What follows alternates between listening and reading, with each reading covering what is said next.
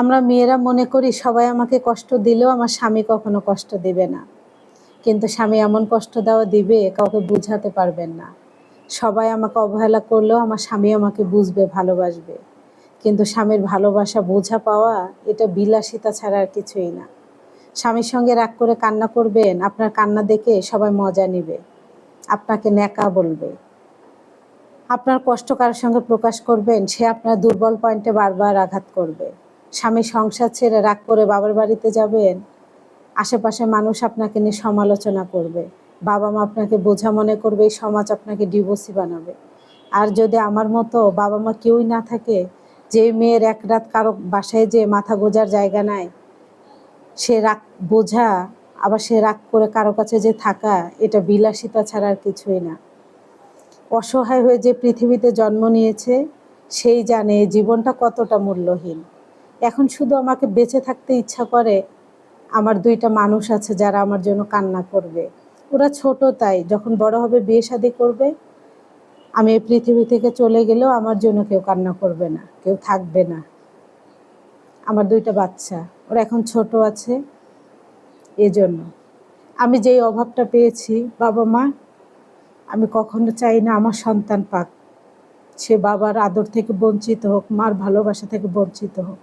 আমি এটা উপলব্ধি করতে পেরেছি, তাই সব সময় চেষ্টা করি জানেন, আমার বাচ্চাদের যেন ভালোবাসাটা সঠিক পায়, ওরা যেন উপলব্ধি না করতে পারে। অসহায় জিনিসটা বড্ড কাঁদায়। আপনার মা আছে, তার কাছে গিয়ে আপনি 10 দিন থাকতে পারবেন না। বাবা নাই, ভাই বোন আছে সবাই নামে, কাজে একজনও নাই। আমরা বলি না মানুষের সুখ দেখে, বাবা মা দেখে, যাদের বাবা মা আছে, বাবা মাদের কি হয়, কিছুই হয় না। কিন্তু বাবা মা একটা বট গাছ, ওখানে যে মাথাটা গোজানো যায়। কিন্তু আমাকে দেখেন, ঝড় বৃষ্টি বাদল যাই হোক না কেন, স্বামী যাই বলুক না কেন, সে আমার শেষ ঠিকানা এই পৃথিবীতে। এ ব্যতীত আমার কোনো ঠিকানা নাই। সবাই আমাকে বোঝা মনে করে। এজন্য স্বামীর কাছেও ভালোবাসা পাওয়াটা না বিলাসিতা হয়ে উঠেছে। আর যদি আপনি প্রকাশ করেন আমি তোমাকে ছাড়া বাঁচবো না, আপনি যদি তাকে আরো বেশি ভালোবাসেন, আপনার জীবনে আর কোনো পুরুষই নেই সে ব্যতীত, তাহলে না দেখবেন কিভাবে আপনাকে অবহেলা করা যায়, কত প্রকার ও কি কি। না পারবেন মরতে, না পারবেন বাঁচতে, মাঝ রাস্তায় আপনাকে বাঁচতে হবে। কিচ্ছু করার নাই, এটার নাম জীবন, এটার নাম অসহায়ত্ব।